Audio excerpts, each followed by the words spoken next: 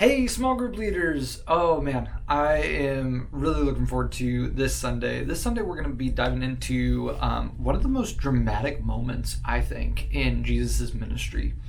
Last week, we started this series called Simplify, where we were kind of talking about the idea that all of life is complicated. There's so many different complicated things, and religion, our faith, our following of Jesus can often feel like it's complicated as well. And so what if we were to simplify this? What if we were to boil it down to just the bare bones, the really important stuff? What would they be? And we kind of followed through Jesus' teaching when he gets tried by the Pharisees and he says, love God, love people. This is what faith means. This week, we're going to dive a little bit more into the idea of what does he mean when he says love people. This was another question that got raised up by some of the teachers of the law when they were like, and who is my neighbor? Because it's this question that we all kind of just naturally lean towards. And so this week, we're going to get into John chapter 4, which is when Jesus interacts with the Samaritan woman at the well, and just the audacity that Jesus has in even speaking to her. And we're not even going to get into like everything that Jesus says. We're really just teeing up the fact that Jesus speaks with her. And he does that out of love. And how different she was from him, how he shouldn't have talked with her. And that's going to really be kind of the guiding force that we're going to be landing on this Sunday night with our high schoolers is go and love somebody who's very different from you. Now, what I'd encourage you to do is to read through the story of the Samaritan woman, do a little bit of nerdy research, Google it for like 10, 15 minutes, and I think you're going to find something really cool. And I hope, my prayer is that it convicts you as well, because this is something, admittedly, we all suck at it. Right now, Think about our lives. For you and me, and for every one of our students, we are so interconnected. We can talk to anybody in the world that we want to. But we're also so insanely divided. We're not meeting in the middle. We're not reaching across any sort of aisle that we see. We're not interacting with people of opposite faiths. We're not interacting with people of opposite political beliefs. We're not interacting with people that are different than us, unless we maybe have to.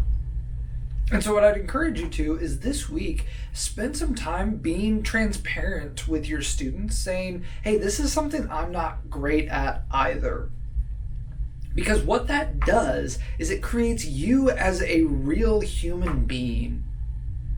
You know, it's so easy. We come into these spaces with students and we have this feeling of I'm here to serve and I'm here to coach and guide them and tell them how to do the thing. And that's true. We are here to coach and guide them. But that doesn't mean we have to have all the answers. We can coach and guide people through the things that we are currently struggling with as well.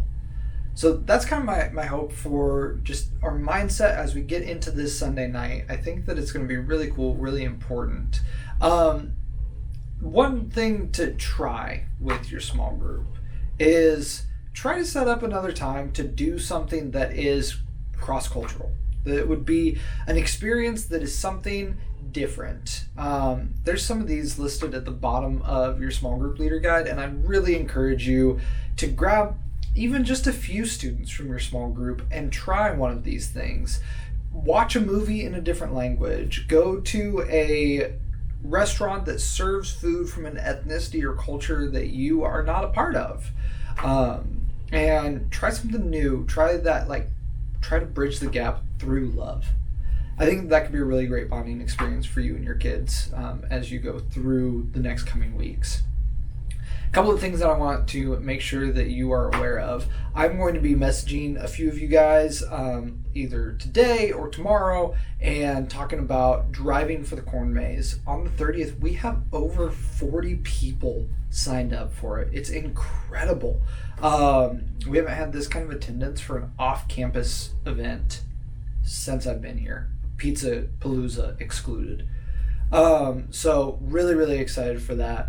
I am going to ask a couple of you to drive, just to have that as a heads up. The other thing is we are very, very close. We should have registrations for our winter camp open up as soon as possible. We're finalizing. The last thing that we need to figure out is how we are going to do transportation. And so with that, one of the benefits and struggles of our middle school volunteer team is so many of them are college students, which is amazing.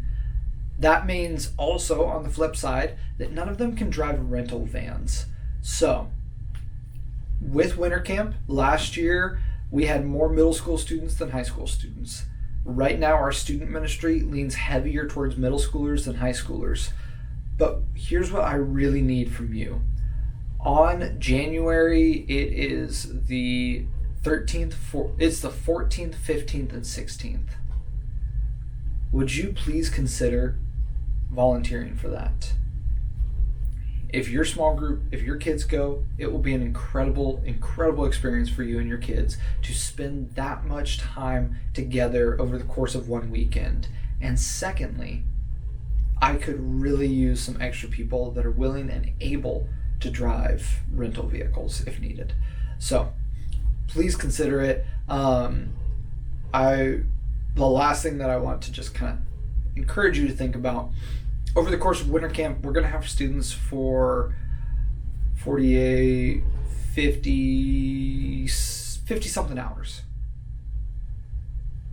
If we have a student that has amazing attendance and comes almost every single Sunday night that we have student ministry, you get to see them in your small group for about 40 hours. Meaning you can get a year's worth of relational time in one single weekend. So I hope that you would join us. It makes a huge difference in your ministry with your kids. It makes a huge difference in how the weekend goes and what kids get out of it and how they interact with Jesus. So please be considering it. Other than that, that's kind of the big things coming up. Guys, I love getting to serve with you. It has been so much fun. The past few weeks have just been so life-giving, and it has been really, really incredible to see what God is doing in this student ministry. And it is all because of you. It's because of you caring for these kids and investing your heart and your life in these students' lives. And you are walking with them to see this is who Jesus is. Let's get closer and closer. So guys, thank you for everything that you do. I love getting to serve with you, and I cannot wait to serve with you again this Sunday night.